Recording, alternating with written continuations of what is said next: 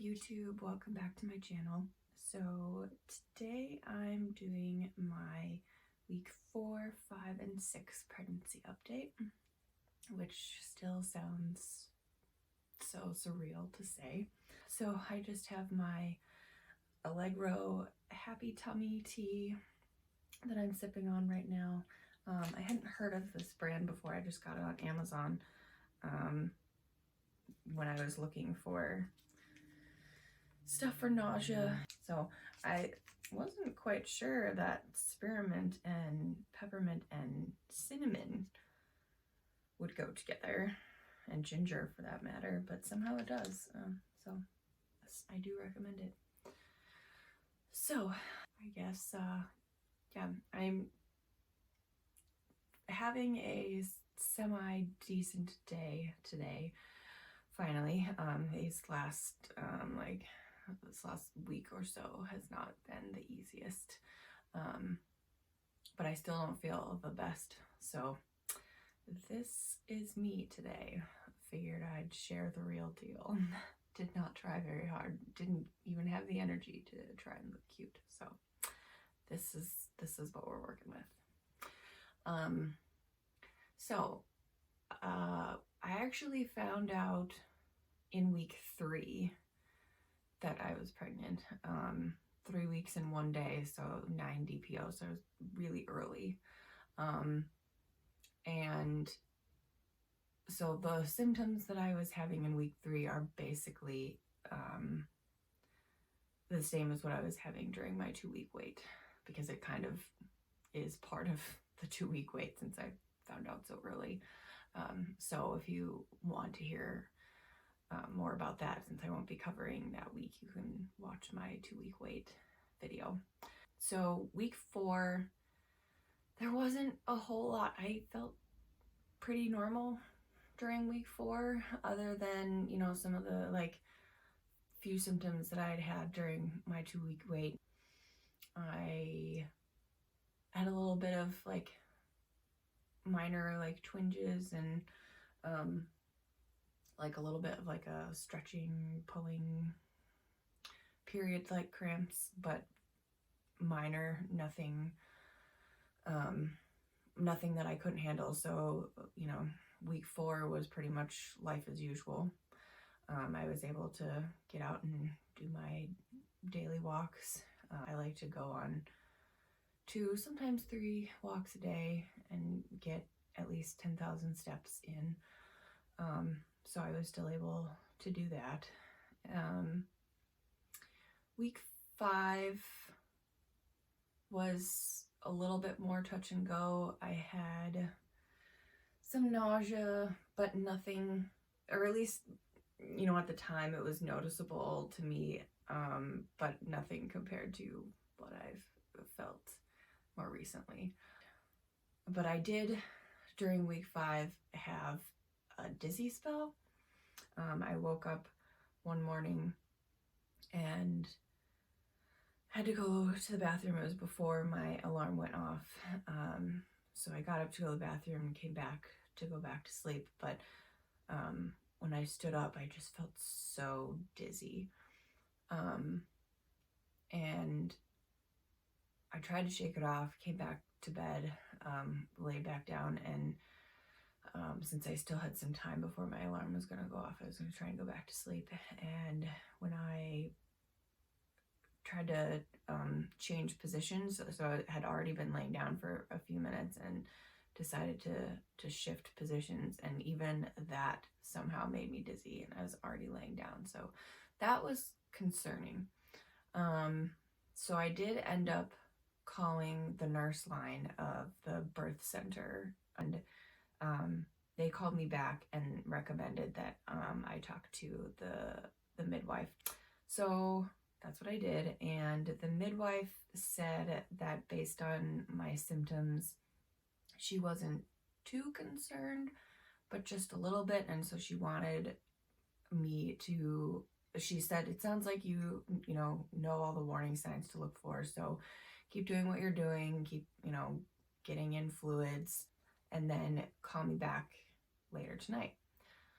So that's what I did. By the end of the day, I was feeling a lot better. So she said, so when I followed up with her, she said, that's great. How about just to be on the safe side, though, we schedule you for an earlier ultrasound? Because my first ultrasound was not supposed to be until almost 11 weeks, just shy of 11 weeks. And so then she told me to call the front desk and tell them that she had recommended that I get an earlier ultrasound just to rule out ectopic. So, but since she said that she wasn't overly concerned, it was just a precaution, I tried to just, put it out of my mind, especially since I was feeling so much better. So I did get an ultrasound scheduled for about 2 weeks after that. So what would have been, I think, the night before, I would have been 7 weeks. 7 weeks exactly. So then, basically for week 5, it was more just cramps. Sometimes really bad cramps. I ended up taking Tylenol a couple of times, which is the only safe pain medication during pregnancy. And it helped a little bit. So I don't rely on it a whole lot, but they say that if you need it, you should take it, because it's also not good to be in pain while you're pregnant, because the chemicals that your body releases when you're in pain are also not good for the baby. So it's a bit of a fine line to have to walk. But so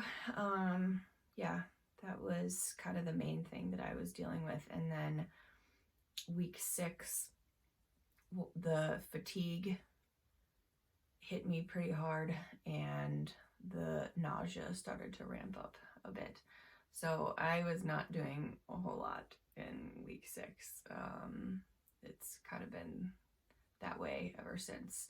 It's been a lot of time in bed and on the couch. Even on days where I thought I was feeling better and wanted to try going on a walk, I would be up for like 5 minutes, like attempting to get ready to go on a walk, and within those 5 minutes I would realize that I just couldn't do it. So and also, like, even when I wasn't nauseous, so many things just did not sound appetizing. At any given moment, I never knew what might actually sound good to eat. So even if I wasn't nauseous, it was just like all food sounded disgusting. So if there was ever anything that actually sounded good and I was able to eat it at that moment that it sounded good, I would do it. So and a lot of those things were not necessarily healthy, like mac and cheese and pizza and all that. But in the beginning, I think it's more about being able to keep food down rather than not eating anything. And I was taking my prenatals. I'm taking Garden of Life prenatal gummies. Excuse me. So then in week 6, I also started having a little bit of pain on my right side. And it had happened before, but it had gone away, and it never really... It only lasted like, a few seconds, and, it would maybe happen like twice during the day. And then on, let's see, I was 6 weeks and 1 day. That day, it wasn't just a couple of times. It was, more like 10 or 15 times throughout the day. So I was a little bit concerned about that. So I did end up calling the midwife, and she said that she wasn't too concerned based on what I was saying, but she's like, I'm looking at our schedule. We have an opening at one of our locations. she's like, if it were me, I would just go ahead and take that appointment because then we can rule out ectopic and you don't have to worry about it. So I ended up doing that, and so we got to go in to see the ultrasound tech that evening. It was only like an hour later after I got off the phone with the midwife, and my husband got to come with, so that was good. But everything turned out fine. Baby is exactly where it's supposed to be. We got to see the heartbeat flickering on the screen. First she did a regular abdominal ultrasound, and she could kind of see, I mean, she knew that baby was where it was supposed to be and everything was looking good, but just to be able to see more, she ended up doing a transvaginal one so that she could see better. And so when she did that, that's when we were able to see the flickering heartbeat on the screen, which was the whole experience was very surreal, and very cool. So I have a picture of that, so I will insert that. And I have a video too. She took a video of the flickering heartbeat, so if I can insert that too, I'll do that as well.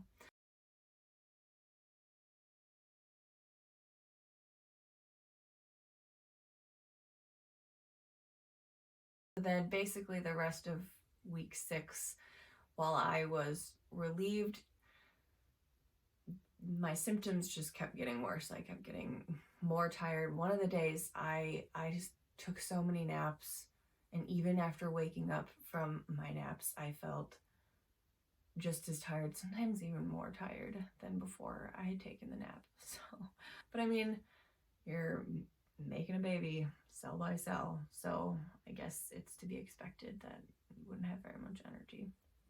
So I just kind of had to give into it. Yeah, it was mostly just finding things on TV to watch, and taking breaks in between work because I have an office job. So right now I'm working from home. But yeah, definitely with the nausea and stuff, it can be hard to stare at a computer screen for so long and try and focus on that type of work. So had to take breaks. And yeah, so that brings us to weeks, well, where I am right now, which is a little over 7 weeks. So I guess that will be for the next video, but a little sneak peek. I have, even though the nausea and the fatigue have not gone away, the cramping seems to have gotten better. So, you know, I guess it's a trade-off. One symptom goes away, others get stronger. But today was a better day. Not great, but better. I was actually able to get out and do a walk today. So yeah, so that was weeks 4, 5, and 6. If you guys have any questions, let me know in the comments below. And yeah, we'll see you next time.